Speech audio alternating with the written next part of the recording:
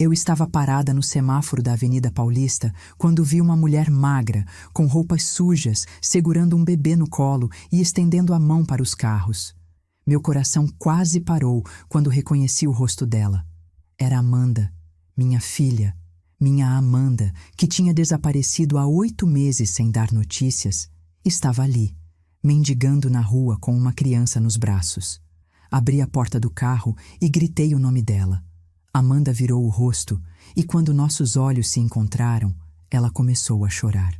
Corri até ela, segurei seus braços trêmulos, olhei para aquele bebê sujo e com fome e senti uma mistura de alívio e fúria que me sufocou. Amanda, por que você não está em casa? Onde está o carro que eu e seu pai te compramos? Perguntei, segurando firme os ombros dela. Ela abaixou a cabeça, as lágrimas caindo no rostinho da bebê. O Carlos Eduardo e a Carmen levaram o carro, mãe. Eles levaram tudo. Me expulsaram de casa. Disseram que se eu aparecesse de novo, iam tirar a guarda da Sofia de mim. Eu não tinha para onde ir. Eu não tinha ninguém. Senti meu sangue gelar. Eu não sabia nem metade do que tinha acontecido com ela nesses 8 meses, mas naquele momento, olhando para o estado da minha filha e da minha neta, eu tomei uma decisão. Não te preocupes, eu disse, com uma calma que assustou até a mim mesma. Eu trato deles. E o que eu fiz nos meses seguintes destruiu aquelas 2 criaturas para sempre. Mas antes de te contar como eu arruinei a vida do Carlos Eduardo e da Carmen, deixa eu te fazer uma pergunta. Você já se sentiu impotente vendo alguém que você ama sofrer nas mãos de gente ruim? Já sentiu aquela vontade de fazer justiça com as próprias mãos, mas sabia que precisava ser mais esperta que isso? Se você já passou por algo parecido ou conhece alguém que passou, deixa um like nesse vídeo. E se inscreve no canal, porque aqui eu conto histórias reais de pessoas que não abaixaram a cabeça. Ativa o sininho para não perder nenhum vídeo. Agora deixa eu te contar como tudo começou e como eu transformei a dor da minha filha na pior vingança que aqueles 2 podiam imaginar. Meu nome é Ana Cavalcante, tenho 57 anos e sempre fui uma mulher de luta. Fiquei viúva aos 43, quando meu marido Rodrigo morreu num acidente de carro voltando de uma viagem de trabalho. Naquela época, Amanda tinha apenas 15 anos.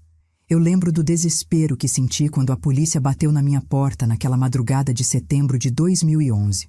Lembro de olhar para o rosto da minha filha dormindo e pensar: como eu vou sustentar a gente agora? Rodrigo tinha deixado uma pequena quantia de seguro, mas não era suficiente para muito tempo. Eu trabalhava como vendedora numa loja de roupas no shopping e o salário mal pagava as contas.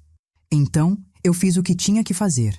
Peguei o dinheiro do seguro, juntei com tudo que eu tinha guardado e abri minha própria loja. Comecei pequena, num ponto comercial alugado numa rua movimentada da Zona Leste. Acordava às 5 da manhã, trabalhava até às 10 da noite, fazia as compras, o caixa, a limpeza, tudo. Amanda estudava de manhã e me ajudava na loja à tarde. Foram anos duros, mas aos poucos a loja cresceu. Em 5 anos, eu consegui comprar o ponto.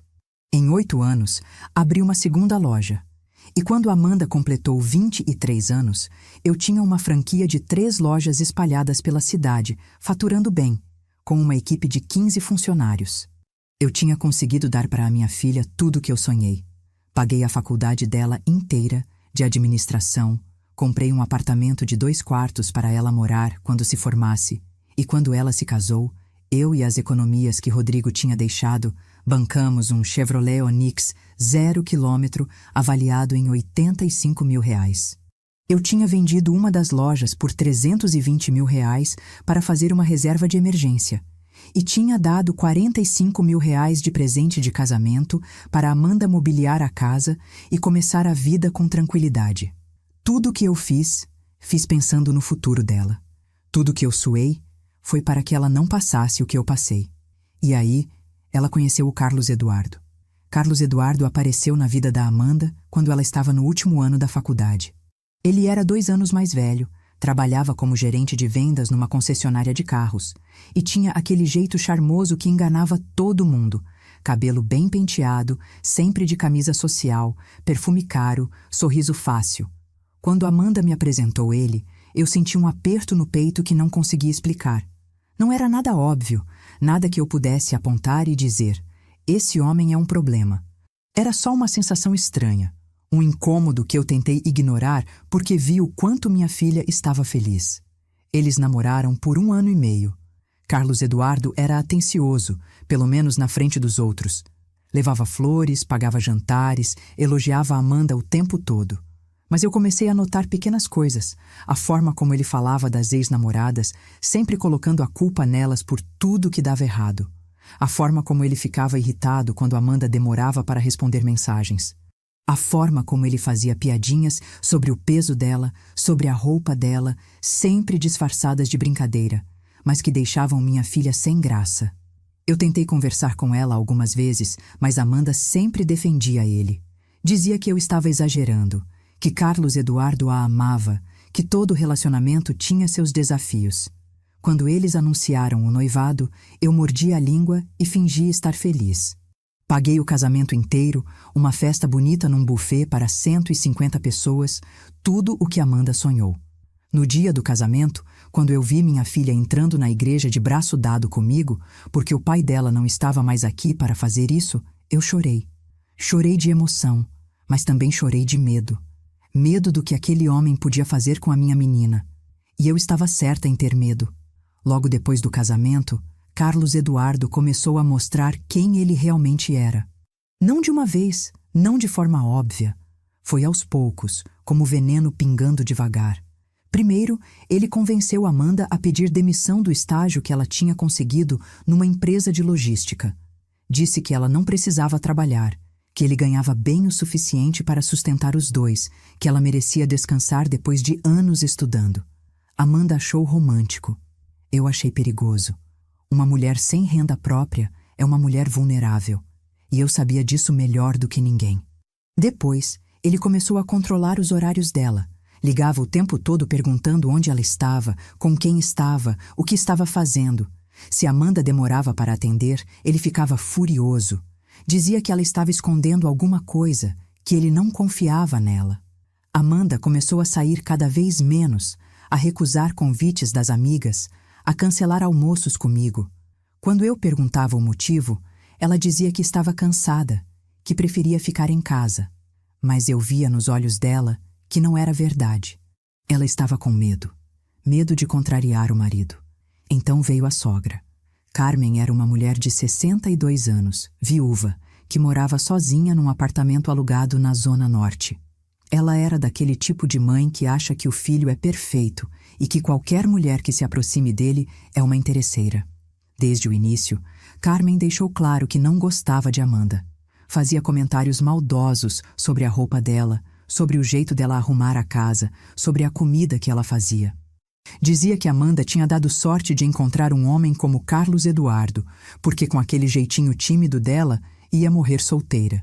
E o pior, Carlos Eduardo nunca defendia a esposa. Ele ria das piadas da mãe, concordava com as críticas, e Amanda engolia tudo calada. 6 meses depois do casamento, Amanda descobriu que estava grávida. Ela me ligou chorando, mas não era choro de alegria. Era choro de desespero. Quando perguntei o que tinha acontecido, ela disse que Carlos Eduardo tinha ficado furioso com a notícia. Disse que eles não tinham planejado ter filho tão cedo, que ela tinha feito aquilo de propósito para prender ele, que agora a vida dele ia ficar uma miséria. Carmen, quando soube, foi ainda pior. Disse que Amanda era irresponsável, que não tinha condições de ser mãe, que ia estragar a vida do filho dela. Eu fui até a casa deles naquele mesmo dia. Bati na porta e quando Carlos Eduardo abriu, eu entrei sem pedir licença. Olhei nos olhos dele e disse que se ele não tratasse minha filha com respeito, ia ter problema comigo. Ele deu aquele sorriso falso dele e disse que eu estava exagerando, que tinha sido só um susto inicial, que ele já estava feliz com a gravidez. Mas eu vi a raiva nos olhos dele. Raiva por eu ter ousado confrontar ele. Amanda deu à luz Sofia numa manhã fria de julho. Eu estava lá no hospital, segurando a mão dela, enxugando o suor da testa dela, chorando de emoção quando ouvi o choro da minha neta. Sofia era perfeita, pequenininha, com os olhos da mãe, os dedos minúsculos agarrando o meu dedo. Eu jurei naquele momento que ia proteger aquela criança e a mãe dela de qualquer coisa. Carlos Eduardo chegou no hospital 3 horas depois do parto. Disse que tinha tido um problema no trabalho. Nem pediu desculpa. Olhou para Sofia com uma expressão vazia, como se estivesse olhando para um objeto que ele não tinha pedido. Carmen apareceu no dia seguinte.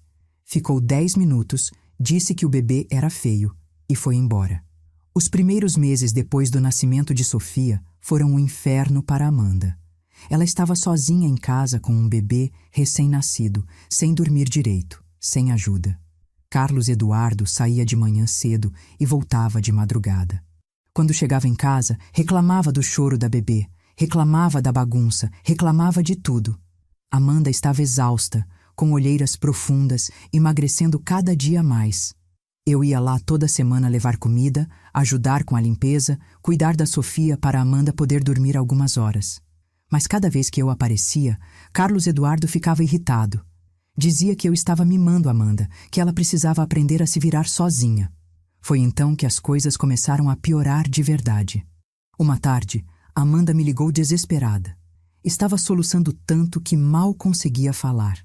Quando finalmente entendi o que ela estava dizendo, senti o chão sumir debaixo dos meus pés. Carlos Eduardo tinha dado um tapa na cara dela. Foi durante uma discussão sobre dinheiro. Ele tinha gastado R$ 4.000 no final de semana com os amigos. E quando Amanda perguntou de onde tinha saído aquele dinheiro, já que as contas da casa estavam atrasadas, ele explodiu. Gritou que ela não tinha direito de questionar ele, que quem trabalhava era ele, que ela era uma inútil que não fazia nada o dia inteiro, além de ficar em casa com um bebê. E então ele bateu nela. Eu larguei tudo e fui correto para a casa dela. Quando cheguei, Amanda estava trancada no quarto com Sofia, e Carlos Eduardo tinha saído. Eu implorei para ela sair daquela casa, vir morar comigo, fazer um boletim de ocorrência. Mas Amanda tinha medo.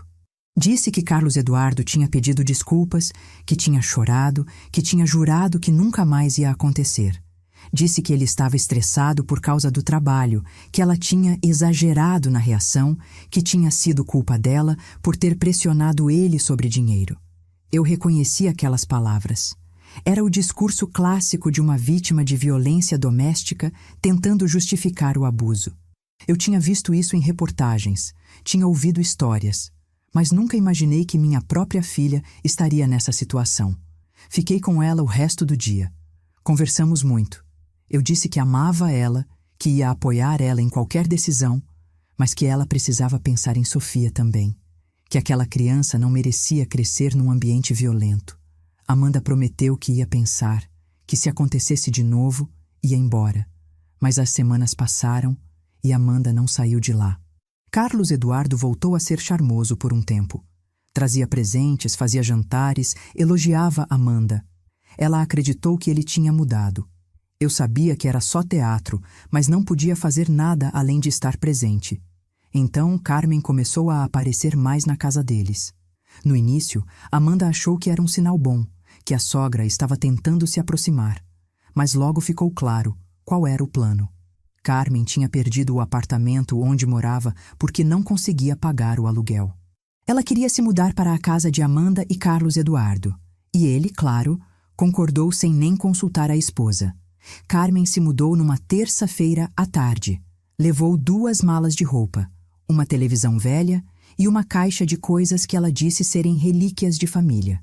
Amanda tentou ser educada, arrumou o quarto de hóspedes, comprou toalhas novas, preparou um jantar de boas-vindas. Carmen nem agradeceu. Olhou para a casa com desprezo e disse que esperava mais de um lugar onde o filho dela morava. A partir daquele dia, a vida de Amanda virou um pesadelo. Carmen acordava cedo e começava a gritar ordens para Amanda. Queria café do jeito dela. Queria a casa limpa do jeito dela. Queria a roupa lavada do jeito dela. Criticava cada coisa que Amanda fazia.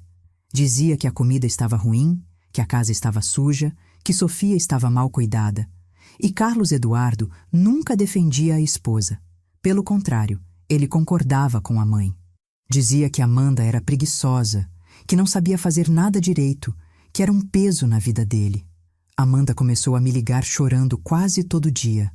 Dizia que não aguentava mais, que estava sendo humilhada o tempo todo, que se sentia uma empregada na própria casa.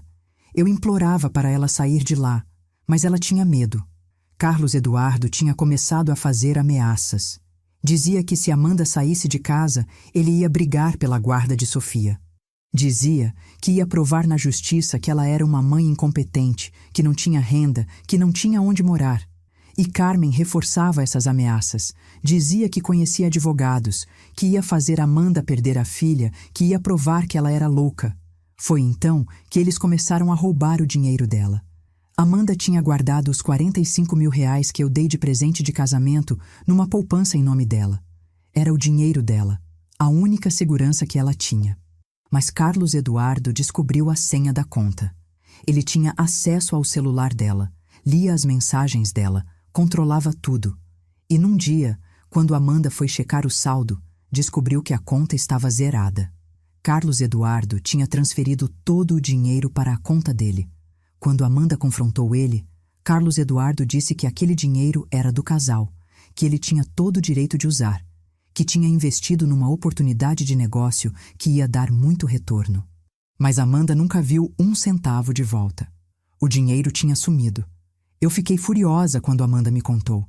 Fui até a casa deles de novo, dessa vez pronta para chamar a polícia. Mas quando cheguei lá, Carmen estava esperando por mim. Ela abriu a porta, me olhou com aquele sorriso falso e disse que eu não era bem-vinda ali. Disse que eu estava colocando ideias na cabeça da Amanda, que eu estava tentando destruir o casamento dela, que se eu aparecesse de novo, ela ia pedir uma medida protetiva contra mim. Eu não acreditei no que estava ouvindo.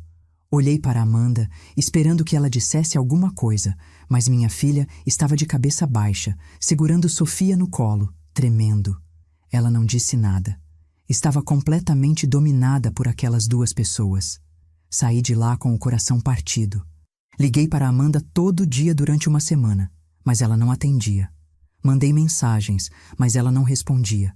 Fui até a casa dela 3 vezes, mas ninguém abria a porta. Eu estava desesperada, sem saber o que fazer. E então, numa sexta-feira de manhã, 2 semanas depois daquela visita, eu recebi uma ligação de um número desconhecido. Era Amanda. Ela estava sussurrando, parecendo apavorada. Disse que Carlos Eduardo e Carmen tinham descoberto que ela tinha tentado falar comigo e que tinham tomado o celular dela. Disse que estava ligando do telefone de uma vizinha, escondida no banheiro. E então, ela me contou o que eles estavam planejando.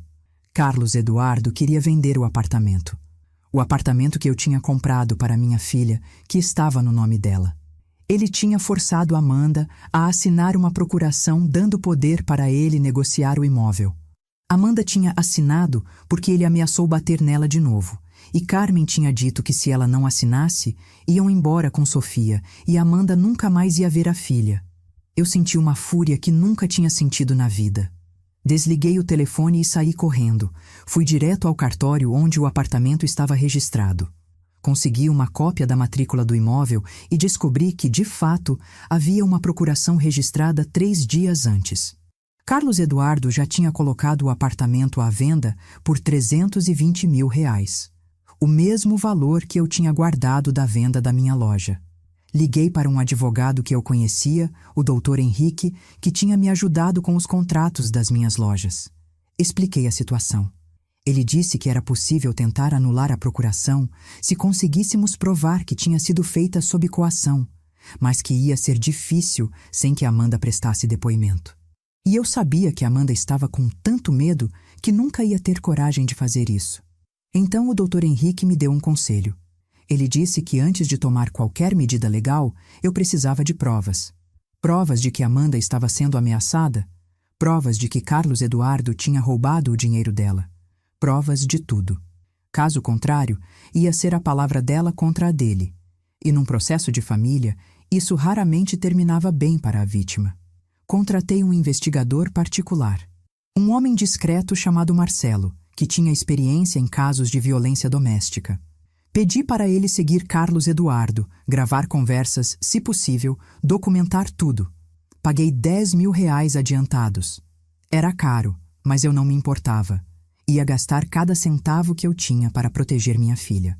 Enquanto isso, eu continuava tentando falar com Amanda, mas ela tinha sumido completamente.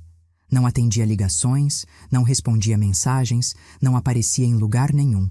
Fui até a casa dela de novo, mas estava sempre trancada. Os vizinhos me disseram que tinham visto Amanda saindo de casa só uma vez, de madrugada, para jogar o lixo. Eu estava enlouquecendo de preocupação. Marcelo, o investigador, trabalhou rápido. Em 2 semanas, ele já tinha um dossiê completo. Carlos Eduardo estava desviando dinheiro da concessionária onde trabalhava. Tinha uma amante que ele encontrava toda terça e quinta-feira num motel na Zona Sul. E tinha vendido o carro que eu tinha dado de presente para Amanda por R$70 mil, embolsando o dinheiro. Além disso, Marcelo tinha conseguido gravar uma conversa entre Carlos Eduardo e Carmen num restaurante, onde os dois planejavam vender o apartamento, expulsar Amanda de casa e ficar com a guarda de Sofia. Carmen dizia que tinha um advogado amigo que podia arranjar um laudo psicológico falso, dizendo que Amanda era instável. Carlos Eduardo ria e dizia que assim que vendesse o apartamento, ia sumir com o dinheiro e começar uma vida nova com a amante. Quando ouvi aquelas gravações, senti vontade de vomitar. Eles estavam planejando destruir minha filha e roubar minha neta. Levei tudo para o Dr. Henrique. Ele analisou as provas e disse que tínhamos um caso forte, mas que precisávamos agir rápido. O apartamento já tinha um comprador interessado. Se a venda fosse concretizada, ia ser muito mais difícil reverter. Dr. Henrique preparou uma ação cautelar pedindo o bloqueio da venda do imóvel e a anulação da procuração. Também preparou uma ação de divórcio em nome de Amanda, com pedido de medida protetiva contra Carlos Eduardo. Mas para entrar com essas ações, eu precisava que Amanda assinasse os documentos, e eu não conseguia falar com ela. Foi quando Marcelo me ligou com uma informação que mudou tudo. Ele tinha seguido Carlos Eduardo até um escritório de advocacia no centro da cidade. Carmen estava junto. Eles ficaram lá por 2 horas. Quando saíram, Marcelo conseguiu ouvir parte da conversa. Carlos Eduardo estava dizendo que em 1 semana a venda do apartamento ia ser finalizada e que no dia seguinte eles iam expulsar Amanda de casa. Carmen respondeu que já tinha preparado uma mala com as roupas de Amanda e que ia jogar ela na rua sem 1 centavo. E então, Carlos Eduardo disse algo que me fez tremer de raiva. Ele disse: "Deixa ela morrer de fome na rua com aquela criança. Assim a gente pede a guarda alegando abandono. Eles estavam planejando deixar minha filha e minha neta na rua. De propósito, para depois usar isso contra ela. Naquele momento, eu soube que não podia mais esperar por procedimentos legais demorados. Eu precisava tirar Amanda daquela casa imediatamente. Mas como? Se eu aparecesse lá, Carmen ia chamar a polícia. Se eu tentasse arrombar a porta, ia ser presa. Eu precisava de um plano. E então eu tive uma ideia. Liguei para uma amiga minha, a Letícia, que trabalhava como assistente social na prefeitura. Expliquei a situação para ela.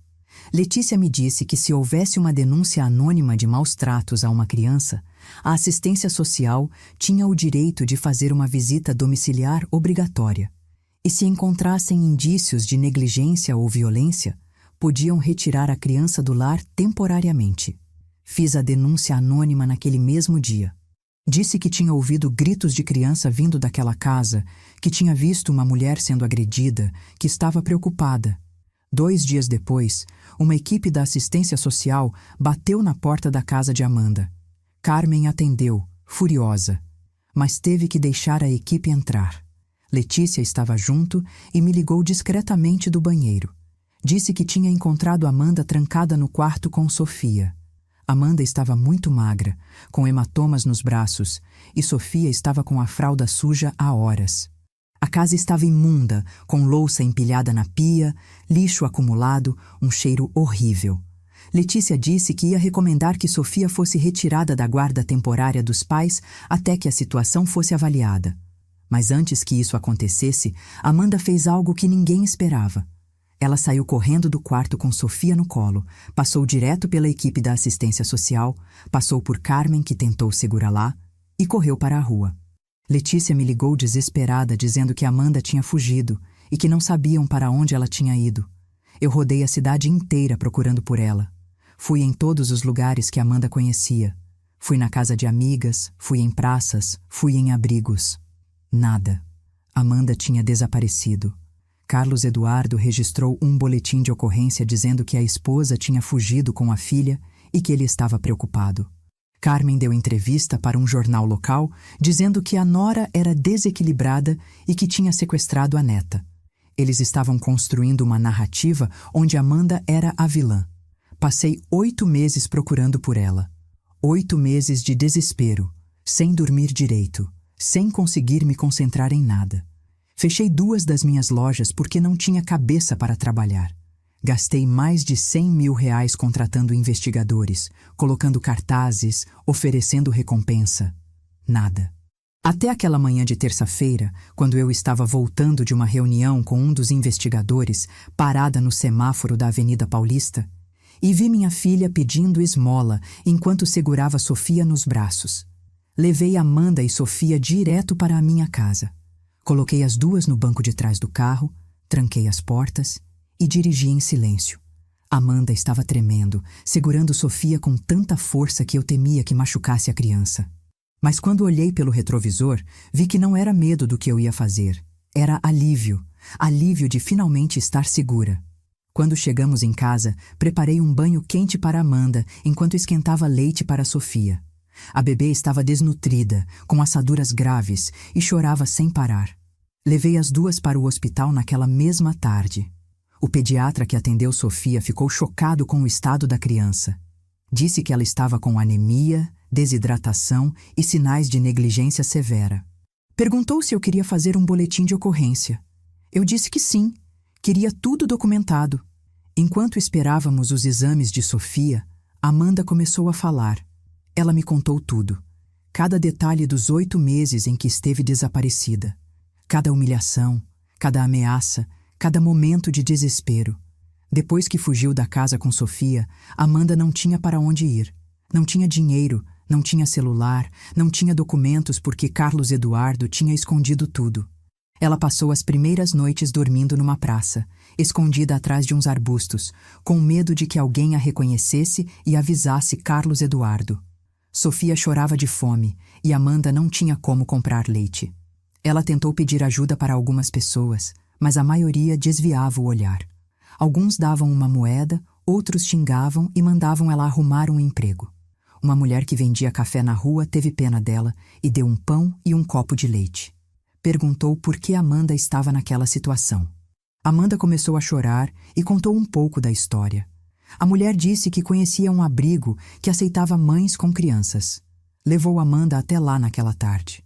O abrigo era um lugar pequeno, com 10 camas divididas em 2 quartos. Tinha cheiro de mofo e as paredes estavam descascando, mas era melhor do que dormir na rua. Amanda ficou lá por 2 semanas. As outras mulheres no abrigo tinham histórias parecidas com a dela. Maridos violentos, famílias que as expulsaram, filhos para criar sozinhas. Elas compartilhavam comida, roupas, histórias. Uma delas, a Joana, disse para Amanda que ela precisava denunciar Carlos Eduardo, que existiam leis para proteger mulheres em situação de violência doméstica. Mas Amanda estava com medo. Medo de que Carlos Eduardo descobrisse onde ela estava. Medo de que ele cumprisse a ameaça de tirar Sofia dela. Medo de que ninguém acreditasse na palavra dela contra a dele. Então, o dinheiro do abrigo acabou. A ONG que mantinha o lugar não conseguiu renovar o financiamento. As mulheres foram avisadas que tinham 1 semana para encontrar outro lugar. Amanda entrou em pânico. Para onde ela ia? Como ia cuidar de Sofia? Joana sugeriu que Amanda procurasse emprego em casas de família. Disse que muitas pessoas contratavam babás que moravam no serviço. Amanda tentou. Bateu na porta de dezenas de casas nos bairros ricos da cidade. Mas ninguém queria contratar uma mulher sem referências, sem documentos e com uma bebê no colo. Uma senhora chegou a abrir a porta, olhar para Amanda com nojo e dizer: "Você acha que eu vou deixar uma mendiga entrar na minha casa?" Amanda saiu do abrigo numa manhã de chuva fina. Não tinha para onde ir. Passou o dia andando pelas ruas, tentando proteger Sofia da chuva com um pedaço de papelão que encontrou no lixo. À noite, dormiu debaixo de uma marquise. Sofia estava com febre. Amanda ficou acordada a noite inteira, segurando a filha contra o peito, rezando para que ela não morresse. No dia seguinte, uma mulher que passava pela marquise viu Amanda e ofereceu R$ 10. Amanda agradeceu e usou o dinheiro para comprar leite em pó e fraldas. Foi então que ela percebeu que essa era a única forma de conseguir dinheiro: pedindo. Começou a ficar num semáforo próximo a uma padaria. Ficava ali das 7 da manhã até o meio-dia. Depois procurava um lugar para descansar à tarde e voltava para o semáforo no fim da tarde até escurecer. A maioria das pessoas ignorava ela. Algumas buzinavam com raiva, gritando para ela arrumar um emprego. Outras davam uma moeda, olhando para Sofia com pena. Amanda me contou que a pior parte não era a fome. Não era o frio das noites dormindo na rua. Não era nem o medo constante de ser atacada ou roubada. A pior parte era a vergonha. Vergonha de estar naquela situação. Vergonha de ver outras mulheres da idade dela passando de carro, arrumadas, com suas vidas funcionando, enquanto ela estava ali, suja, faminta, pedindo esmola. Vergonha de olhar para Sofia e saber que não estava conseguindo ser a mãe que a filha merecia. Ela pensou em me procurar milhares de vezes.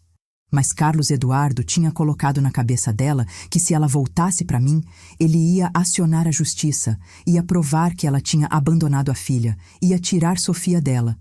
E Amanda acreditou. Acreditou porque estava exausta demais para pensar com clareza. Porque 8 meses de abuso psicológico tinham destruído a confiança dela em si mesma. Até que naquela terça-feira, parada no semáforo, ela viu o meu carro, viu o meu rosto e desmoronou. Quando Amanda terminou de contar, eu estava chorando tanto que mal conseguia respirar. Segurei a mão dela e jurei que ia fazer aquelas 2 pessoas pagarem por cada segundo de sofrimento que tinham causado. Dr. Henrique veio até a minha casa naquela mesma noite. Trouxe uma pilha de documentos. Explicou para Amanda que ela precisava entrar com um pedido de divórcio imediatamente, com medida protetiva de urgência contra Carlos Eduardo. Precisava também entrar com uma ação de anulação da procuração que tinha assinado sob coação e uma ação de ressarcimento pelos bens que tinham sido roubados dela. Além disso, precisava prestar queixa na delegacia por violência doméstica, ameaça, apropriação indébita e cárcere privado. Amanda assinou tudo. Suas mãos tremiam tanto que a assinatura saiu torta, mas ela assinou. Dr. Henrique disse que ia protocolar os documentos na primeira hora da manhã seguinte. Disse também que eu precisava ficar com Amanda e Sofia em casa, sem sair, sem avisar ninguém onde elas estavam. Carlos Eduardo não podia descobrir que elas tinham sido encontradas até que as medidas judiciais estivessem em vigor. Passei aquela noite acordada, deitada ao lado de Amanda e Sofia no quarto de hóspedes. Ouvi minha filha chorar no sono. Ouvi Sofia tossir. E fiz planos de como destruir aquelas 2 criaturas que tinham feito isso com a minha família. Na manhã seguinte, Dr. Henrique ligou dizendo que tinha conseguido uma liminar. Carlos Eduardo estava proibido de se aproximar de Amanda num raio de 500 metros. A procuração tinha sido anulada. O apartamento tinha sido bloqueado, não podia ser vendido. E havia um mandado de busca e apreensão dos documentos de Amanda, do carro que tinha sido vendido e das economias que tinham sido roubadas. A polícia foi até a casa onde Carlos Eduardo morava com Carmen naquela tarde. Eu tinha pedido para Marcelo, o investigador, filmar tudo de longe. Queria ver a cara deles quando recebessem as notícias. Quando os policiais bateram na porta, Carmen atendeu com aquela arrogância de sempre. Mas quando eles mostraram os documentos, explicaram que Amanda tinha sido encontrada e que havia um processo correndo contra Carlos Eduardo, o rosto dela mudou. Ficou branco. Ela começou a gritar que aquilo era mentira, que Amanda tinha abandonado a família, que ela e o filho eram as vítimas. Carlos Eduardo chegou em casa no meio da operação. Quando viu os policiais, tentou fugir. Literalmente virou e começou a correr. Mas os policiais o alcançaram e o algemaram. Ele foi levado para a delegacia para prestar depoimento.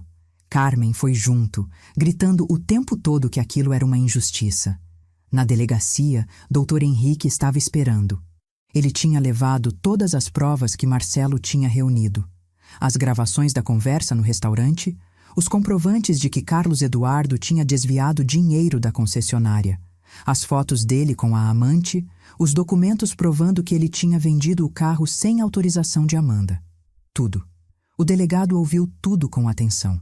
Depois, chamou Carlos Eduardo para interrogatório. Dr. Henrique me contou depois que Carlos Eduardo tentou negar tudo no início. Disse que Amanda era mentirosa, que tinha problemas psicológicos, que ele era um marido dedicado. Mas quando o delegado mostrou as gravações, Carlos Eduardo ficou em silêncio. Não tinha como negar a própria voz. Carmen tentou ajudar o filho. Disse que as gravações eram falsas, que tinham sido adulteradas, mas a perícia confirmou que eram autênticas. Ela então mudou a estratégia. Disse que eles realmente tinham vendido o carro e usado o dinheiro de Amanda, mas que era porque ela não contribuía com nada em casa, que era justo eles pegarem o que era deles por direito. Disse que tinham expulsado Amanda porque ela era uma péssima mãe, que negligenciava Sofia, que era melhor para a criança ficar longe dela. O delegado perguntou então por quê. Se Amanda era tão ruim assim, eles não tinham entrado com um processo legal de guarda.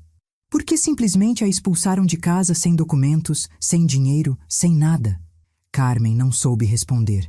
Começou a gaguejar, a contradizer o que tinha dito antes. Carlos Eduardo foi indiciado por violência doméstica, apropriação indébita, ameaça e fraude. Carmen foi indiciada como cúmplice. Os dois tiveram que pagar fiança para não ficarem presos. Carlos Eduardo pagou R$ 20.000. Carmen não tinha dinheiro e ficou 3 dias presa até que um parente emprestasse o valor para ela. Mas isso foi só o começo. Dr. Henrique entrou com uma ação civil pedindo indenização por danos morais no valor de R$ 500.000. Entrou também com uma ação para que Carlos Eduardo e Carmen devolvessem o dinheiro roubado, o valor do carro vendido e pagassem todas as despesas que eu tinha tido procurando Amanda durante 8 meses. O total dava mais de R$ 200.000. Carlos Eduardo tentou contratar um advogado, mas quando o advogado ouviu o caso e viu as provas, recusou. Disse que não havia defesa possível.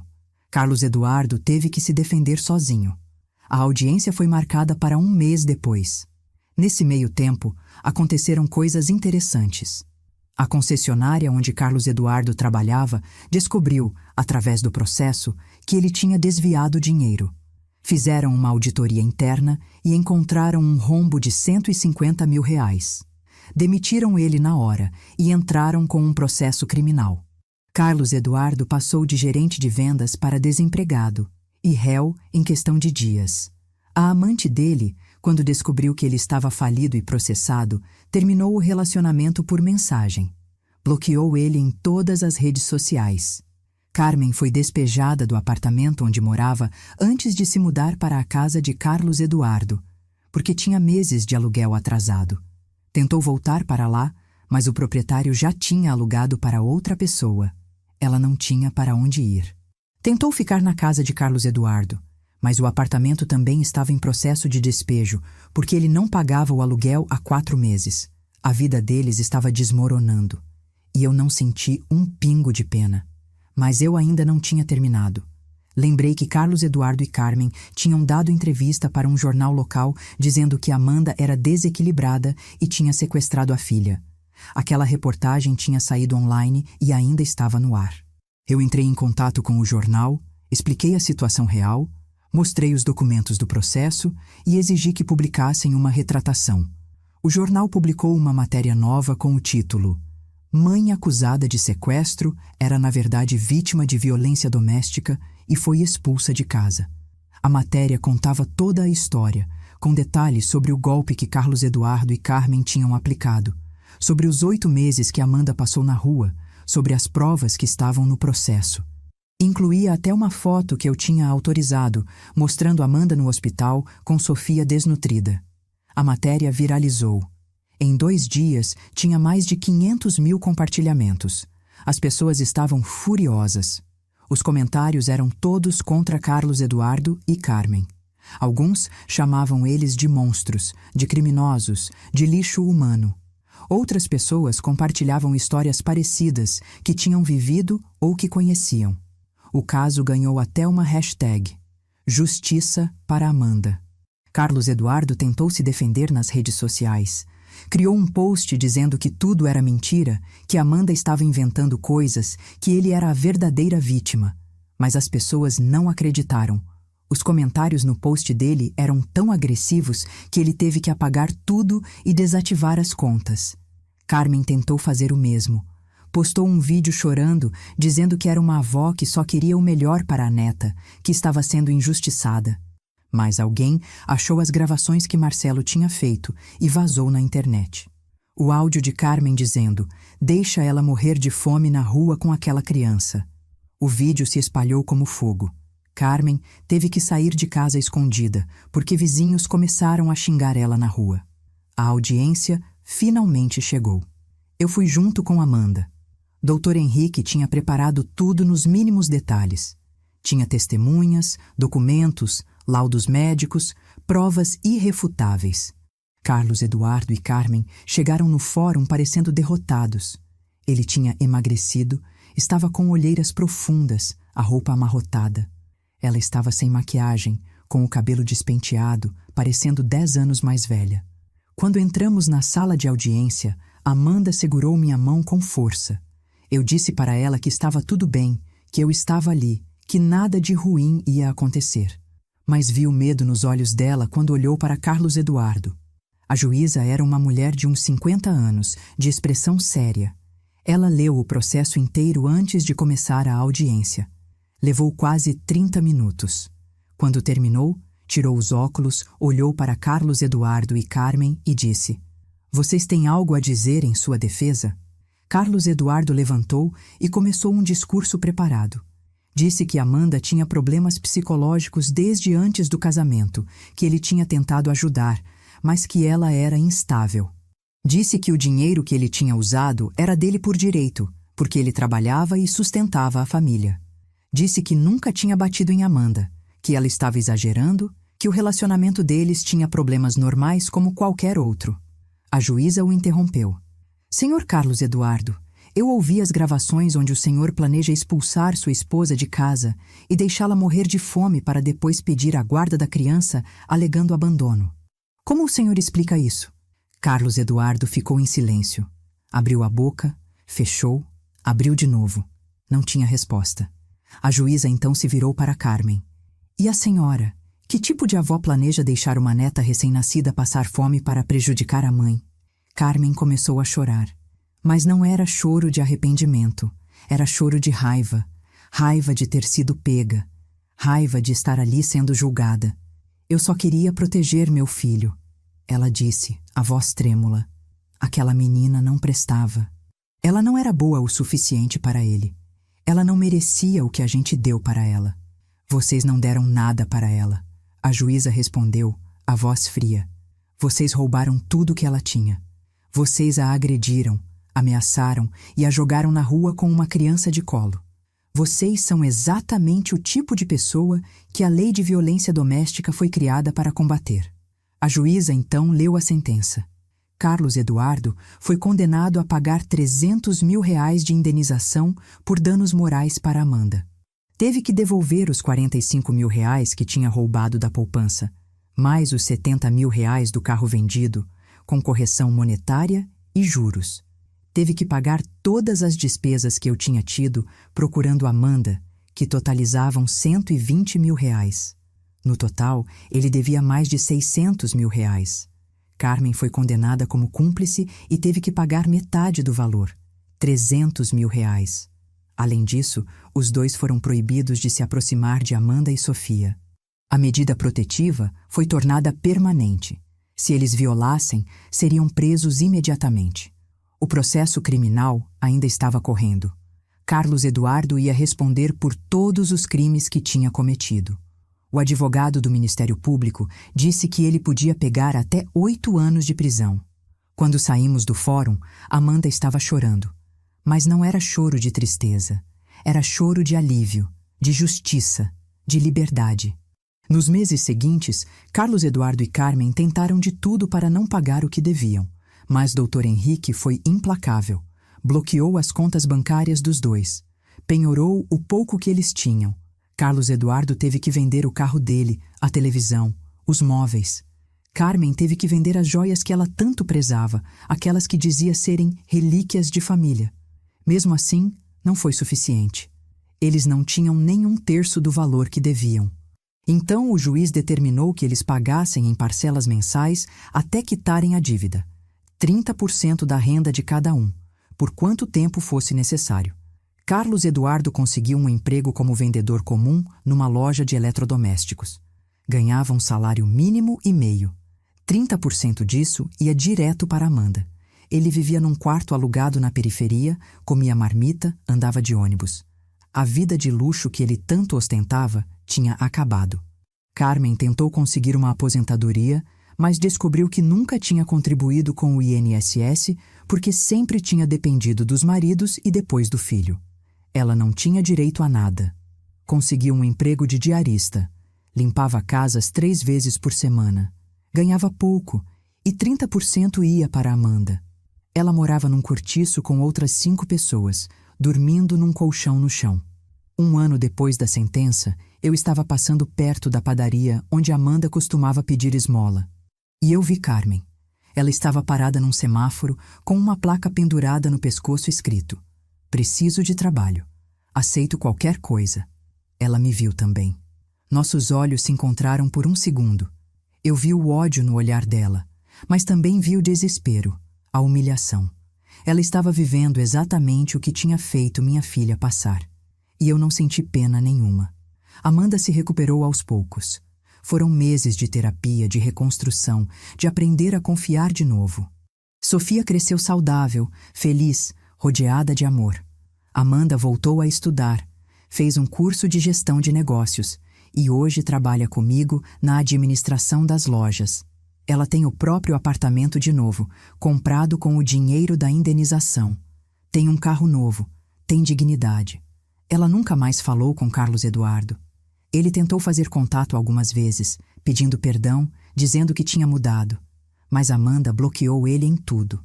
Sofia não conhece o pai. E vai crescer sabendo que não precisa de um homem que a vê como peso, que a mãe dela é forte o suficiente para proteger as duas. Eu olho para Amanda hoje, vejo ela sorrindo enquanto brinca com Sofia no parque. E sinto um orgulho imenso.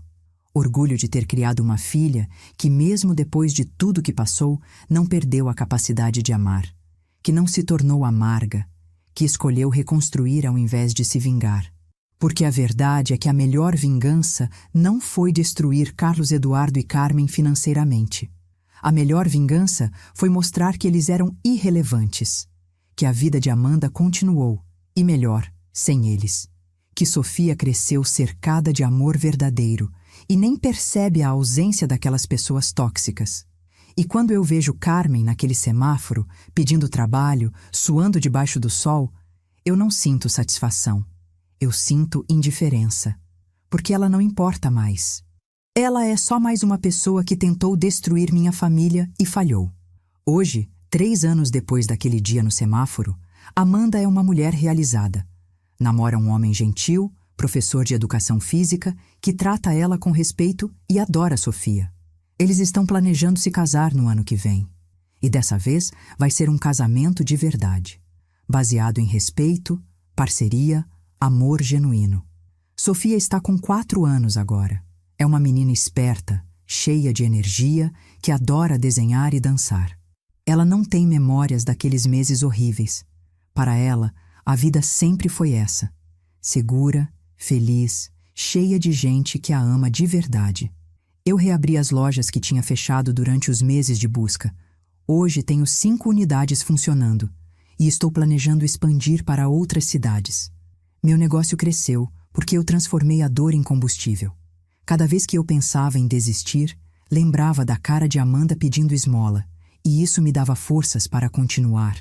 Tem gente que me pergunta se eu não acho que fui longe demais. Se Carlos Eduardo e Carmen não mereciam uma segunda chance.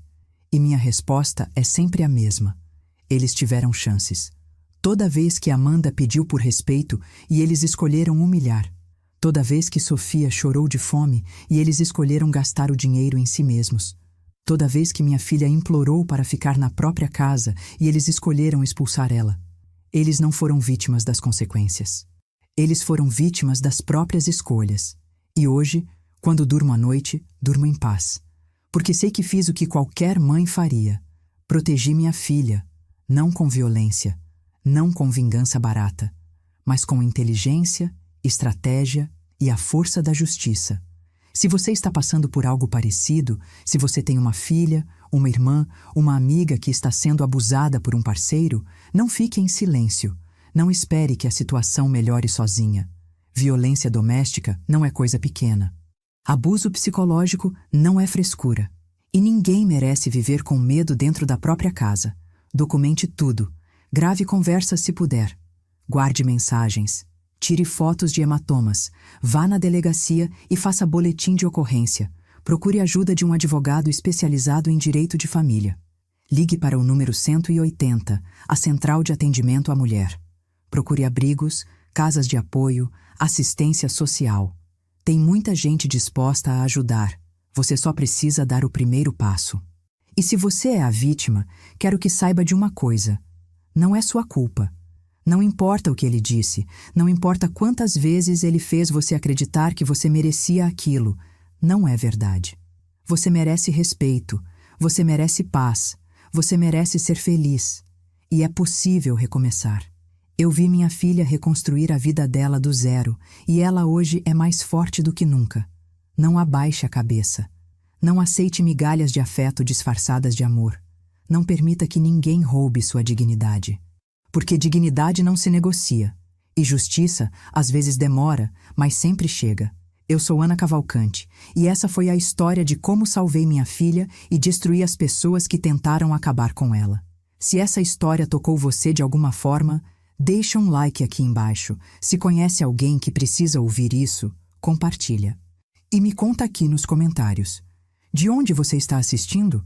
Qual cidade? Qual estado? Quero saber que a mensagem dessa história está chegando em cada cantinho do Brasil. E lembra, você é mais forte do que imagina. E nunca, nunca está sozinha.